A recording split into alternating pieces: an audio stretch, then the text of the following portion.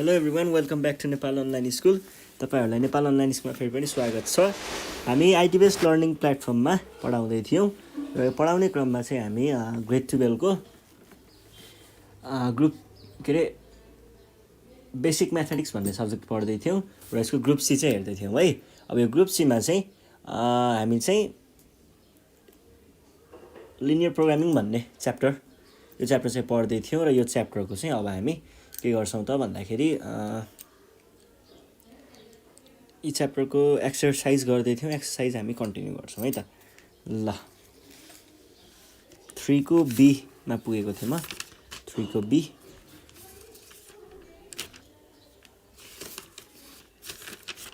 र म यहीँबाट कन्टिन्यू गर्न चाहे।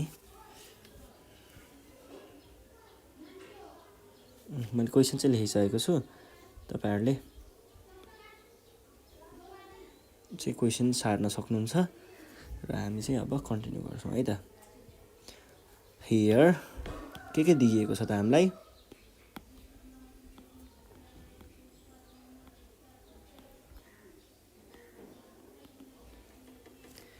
Given inequalities are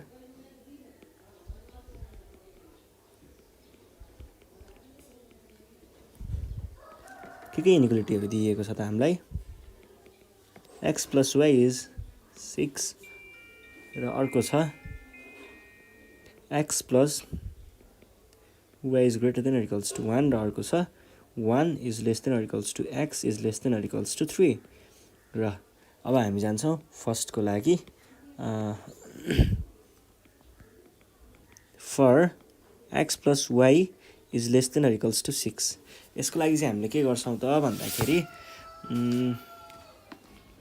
less than or equals to 6 भनिएको छ नि है। यसको लागि चाहिँ सुरुमा corresponding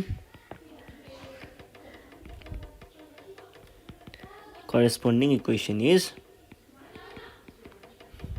यसको corresponding equation निकाल्नु पर्ने हुन्छ र हामीले corresponding equation निकाल्न केही गाह्रो छैन। x plus y is equals to 6 यो जुन साइन छ यसलाई इक्वल्स ले रिप्लेस गर्यो भने हाम्रो इक्वेसन आउँछ है त। अब इक्वेसन आइसके पछाडी हामीले के गर्छौं त पोइन्ट्सहरु पत्ता लगाउँछौं।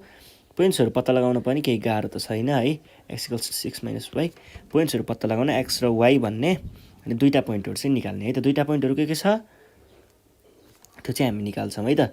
x को भ्यालु 0 भएको बेलामा x 0 छ भने हेर्नुस् त 6 - y हुन्छ र y = 6 हुन्छ 6 हुन्छ।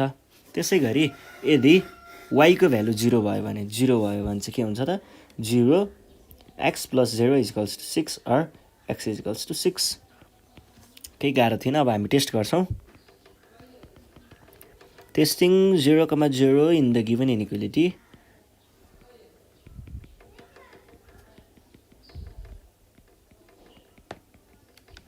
टेस्ट गरियो। गिवन इनिक्वालिटी मा टेस्ट गरेर हेर्नु पर्दाखेरि 0 + 0 is less than or equals to 6 which is true। यो ट्रू भएको हुनाले हामीले के लेख्छौं त since 0,0 satisfies the given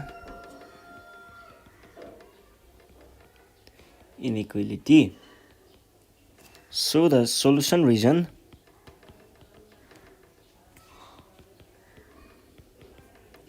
is the closed half plane।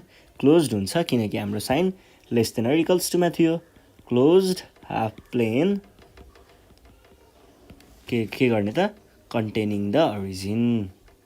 ओरिजिनलाई content गर्छ किनकि ओरिजिनलाई यसले के गरेको थियो त सेटिस्फाई गरेको थियो। containing the origin। अब हामीले के गर्छौं यसलाई प्लट गर्छौं।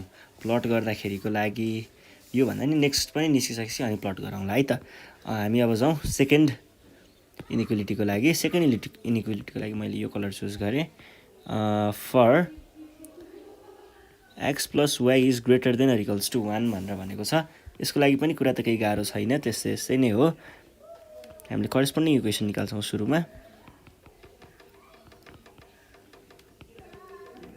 corresponding equation is के छ त x plus y is equals to 1 यो भइसके पछाडी हामीले अब पोइन्ट्सहरु पत्ता लगाउनु पर्ने हुन्छ। or x is equals to 1 minus y पनि लेख्न पाइन्छ है। x र y को कुरा भइहाल्यो। पोइन्ट्सहरूलाई यसरी दुईटा पोइन्टहरू पत्ता लगाऊ। जतिखेर x को भ्यालु 0 हुन्छ, x को भ्यालु 0 भनेको 1 minus y हो, और y is equals to 1 भयो, 1 हुने रहेछ। त्यसै गरी y को भ्यालु 0 भयो भने के हुन्छ त, x is equals to 1 minus 0 is equals to 1 भनेको 0 र 1 यो भयो है त। अब हामीले टेस्ट गर्छौं। Testing 0,0 in the given inequality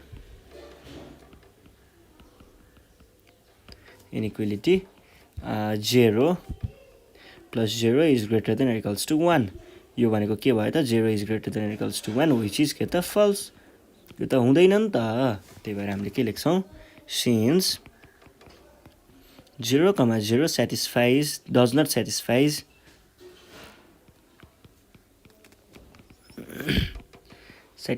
the given inequality,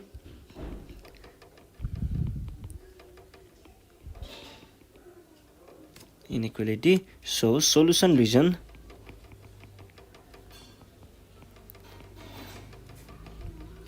is the के हो त, closed half plane not containing the origin,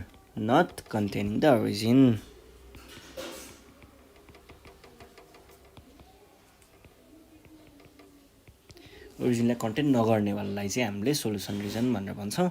अब चाहिँ हामी ग्राफ बनाउँछौं है त दुईटाको। कस्तो हुन्छ ग्राफ भन्दाखेरि, ग्राफको नर्मल कुराहरु त यही नै हो, सबैतिर एउटै नै हुन्छ।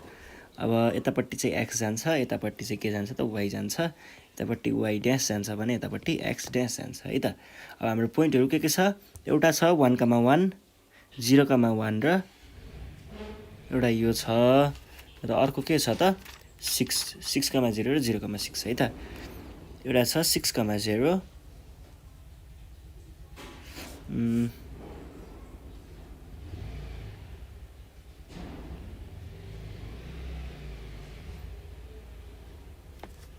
अर्को के छ त पोइन्ट हाम्रो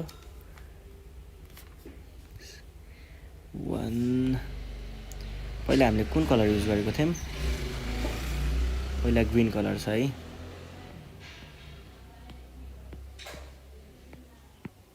ग्रीन कलर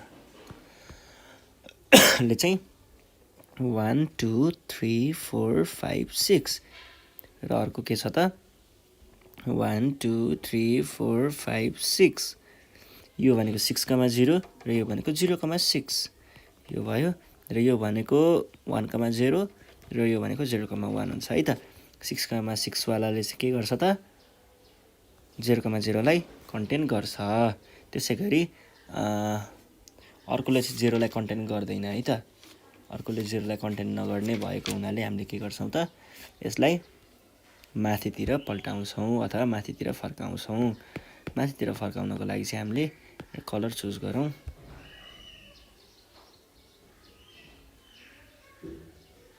यो भयो, यो चाहिँ कतातिर फर्किन्छ त, माथितिर फर्किन्छ। र अर्को हामीलाई दिइएको छ के भन्छ भन्दाखेरि, अर्को छ x is, यसलाई हामीले अलि बढी नै प्रड्युस गर्नुपर्छ कि ठिकै छ होला। अर्को छ अलि बढी प्रड्युस गर्नुपर्ने रहेछ।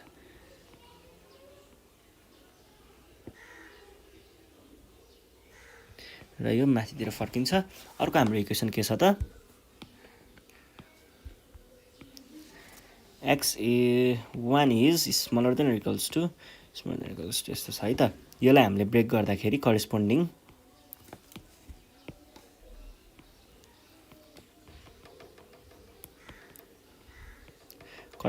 इक्वेशन्स आर, हाम्रो करेस्पोन्डिङ इक्वेसनहरु के छन् त, एउटा छ 1 equals to x or x equals to 1, त्यसैगरी अर्को छ x equals to 3 हैन। अब for x equals to 1 अथवा is x is greater than 1 नै भनौं, इनिक्वालिटी नै लियौं हैन। x equals to 1 तिर जाउँ, equals to 1 for x equals to 1 के हुन्छ त, line is parallel to x axis के y axis सँग प्यारलल हुन्छ y axis अब टेस्ट गर्नु पर्यो टेस्टिङ 0,0 राखेर हेरौँ 0,0 in the given inequality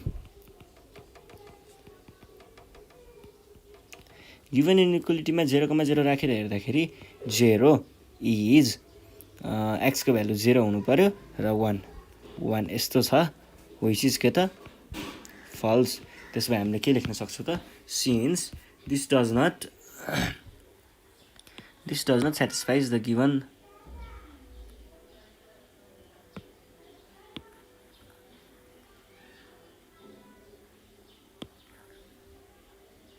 यो भयो र यसलाई हामीले के गर्छौं कपी गरेर तल लग्छौं है त यही हो कुरा है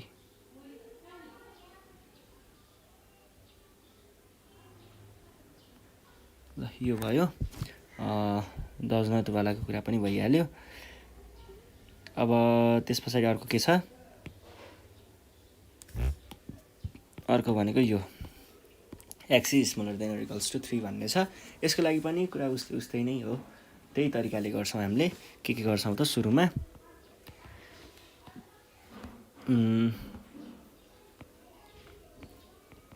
for x is equals to 3 line is parallel to y axis सँग प्यारलल हुन्छ टेस्ट गर्नको लागि testing 0,0 in the given inequality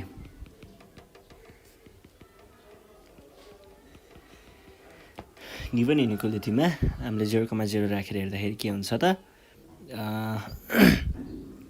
0 is less than or equals to 3 हुन्छ यो भनेको ट्रू हो ट्रू भएको हुनाले हामीले के भन्छौं त ट्रू भएको हुनाले हामीले लेख्नु पर्यो since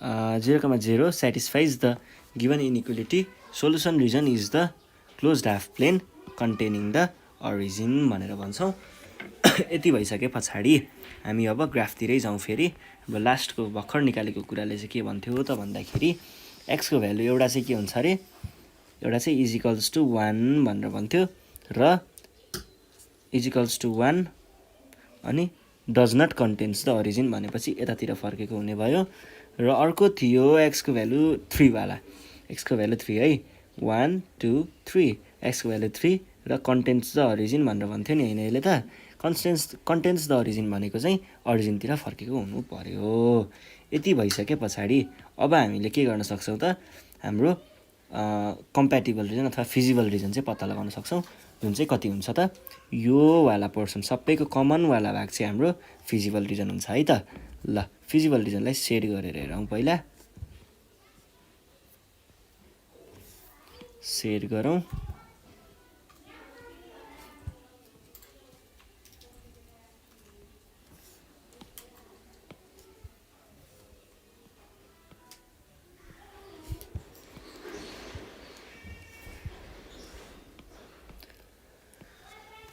ल सेडिङ पनि सकियो अब यो पोइन्टहरुलाई चाहिँ हामीले मार्क गरिदिनु पर्ने हुन्छ मार्क गर्दाखेरि चाहिँ यो पोइन्ट भनेको 1,0 नै भयो यसलाई मैले O भने यसलाई मैले A भने A भनेको पोइन्ट कति हुने रहेछ त 1 2 मान्छे कति भयो 3,2 त्यसैगरी यो को बारेमा चाहिँ तपाईले काउन्ट नै गर्न सक्नुहुन्छ है मज्जाले के रहेछ त 1 2 3 3,3 त्यसैगरी यो पोइन्टको लागि यो पोइन्ट भनेको चाहिँ के रहेछ त 1, 1,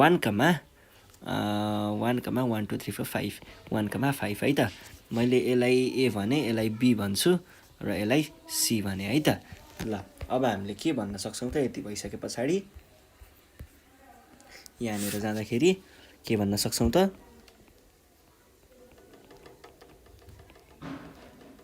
feasible region is the closed half plane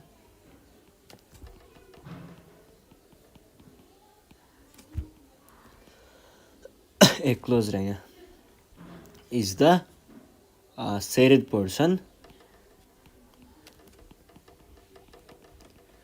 portion enclosed in भनेको इन्क्लोज भएको, भित्र भएको, इन्क्लोज्ड इन प्यारालेलोग्राम कुन त ओएबिसी र ओएबिसी को हाम्रो कोअर्डिनेट्सहरू लेख्नु पर्दाखेरि चाहिँ ओ भनेको कति थियो त 1,2, त्यसै गरी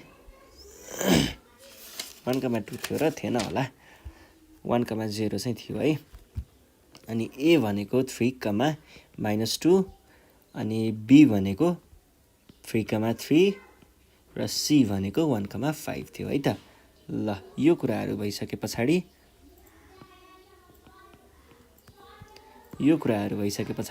अब हामी के गर्छौँ त म्याक्सिमम र मिनिमम भ्यालु चाहिँ पत्ता लगाउनतिर लाग्छौँ।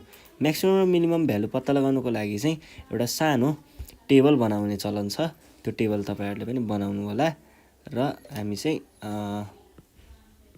ल हेर्नुस् है, मैले चाहिँ टेबल बनाइसकेको छु, अब तपाईहरुले चाहिँ बनाउनु पर्ने हुन्छ है त। ल टेबल चाहिँ बनाउनु पर्ने हुन्छ र टेबल बनाउँदै गर्नुस् तपाईहरु।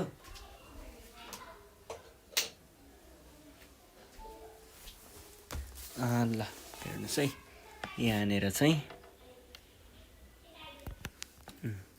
टेबल भयो, टेबलको चाहिँ अब भ्यालुहरु राख्ने काम चाहिँ हामी गर्छौं है त। भ्यालुहरु चाहिँ हामी राख्छौं।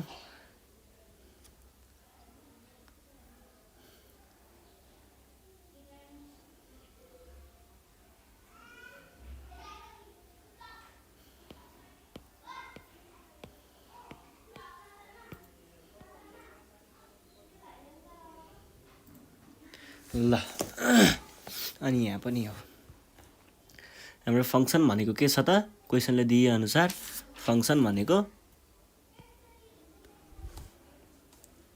34x + 6y छ है त, क्वेशनले भने अनुसार। अब चाहिँ हामी के गर्छौं, पोइन्ट्सहरु हाम्रो के छ 0 a b र c थियो। 0 a b c र 0 को value o a b c, o को भ्यालु 1,0 थियो।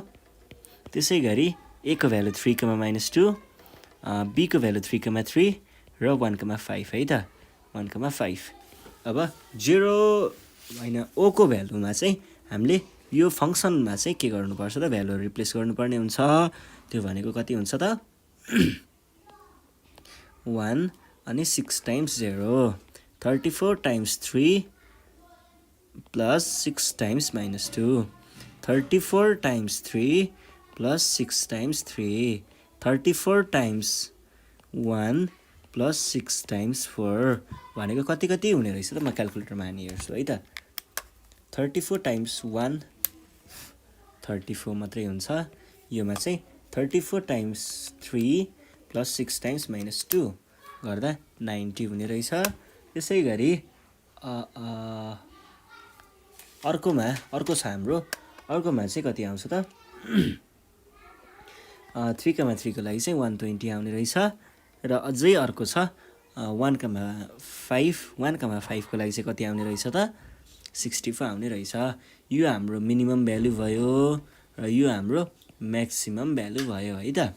अब चाहिँ हामीले के गर्नुपर्ने हुन्छ, thus the minimum value of the given function, यो थियो given function is कति त 34 8.1, 1,0 मा 35 आउने रहेछ।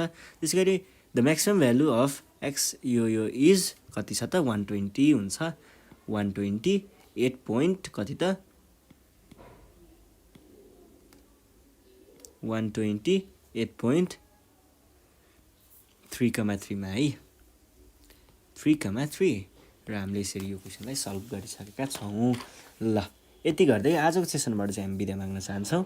नेक्स्ट सिरिजमा चाहिँ हामी यो भन्दा नेक्स्ट क्वेशन फर्दर अरु क्वेशनहरु चाहिँ सल्भ गर्नेछौं भन्दै यो सेसनबाट चाहिँ बिदा माग्न चाहन्छौं। साथीहरुलाई भिडियो शेयर गर्दै गर्नु होला अनि सब्स्क्राइब गर्न नबिर्सनु होला है त, हामीलाई सब्स्क्राइब गर्नु। अनि ल यति नै हो, पढ्दै गर्नुहोस्, सरलाई पनि पढाउँदै गर्नुहोस् है त। धन्यवाद।